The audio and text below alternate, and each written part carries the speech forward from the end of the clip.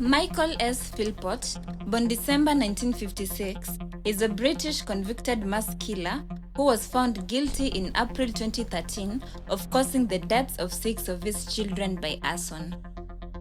Mick, who is 69 years old now, was married to Mairead and were living in Derby, England.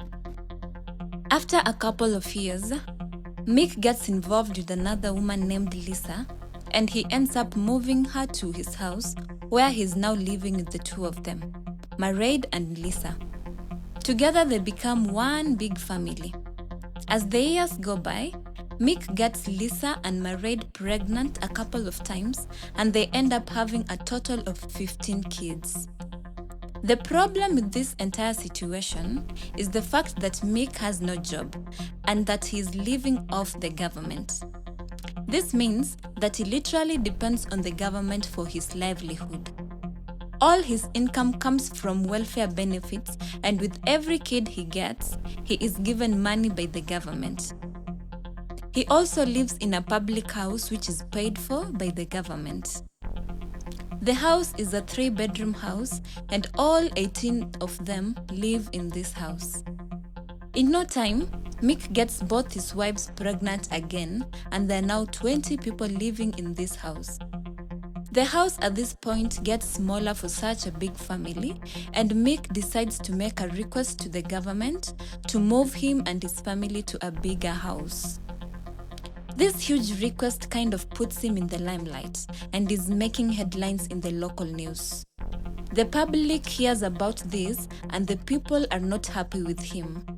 They think he's misusing public funds and services. He gets a lot of hate from the public, and he weirdly likes it. He even ends up being invited to a TV show where he narrates how his 2 wives take turns in a caravan outside his house to spend nights with him, because at this point the house is too congested. Today I want to discover the man behind the headlines and uncover the truth about the guy who has been branded Britain's biggest scrounger. In 2007, Mick appeared in an episode of the ITV documentary services show with Anui Decombe, in which the then Conservative MP spent a week with him trying to persuade him to change his lifestyle.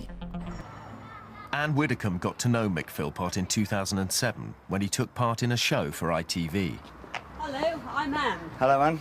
I'm Mick. Pleased to meet you. Very pleased to meet you. Mick Philpott loved celebrity.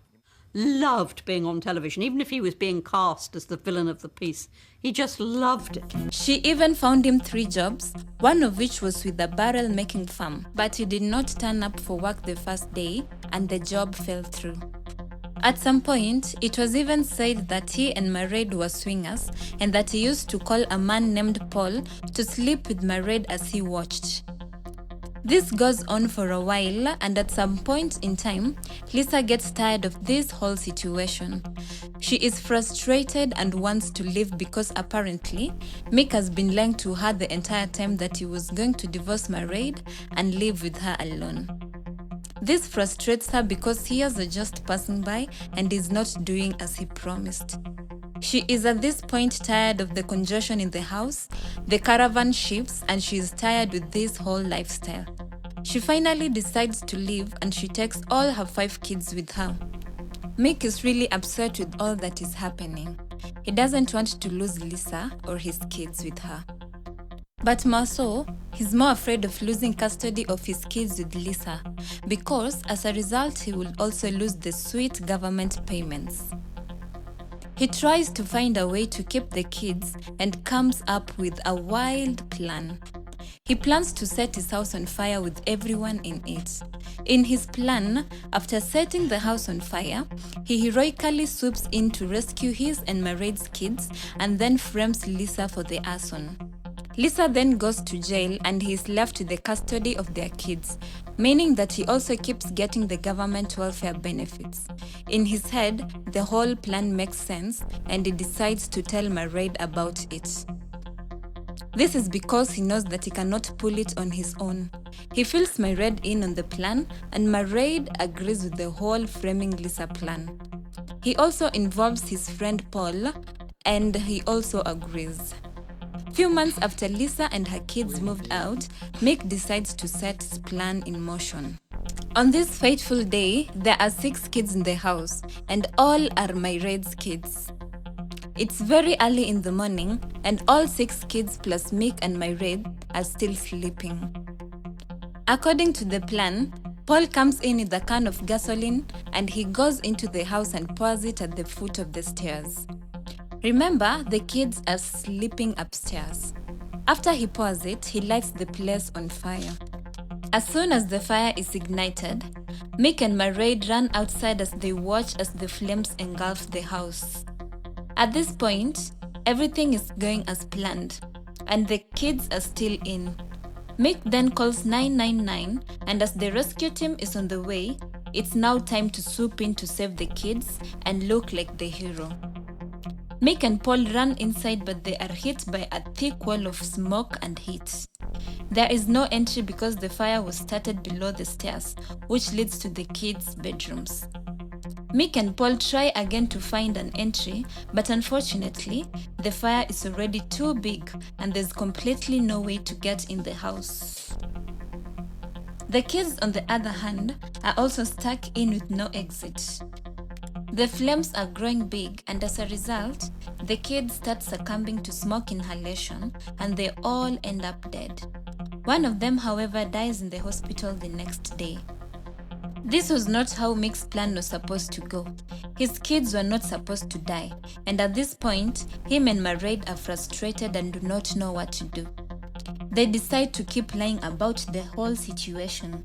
They even hold a press conference and tell everyone how devastated they are. They put on a whole show, and the public is actually sympathizing with them. And with the case, with what's been going on,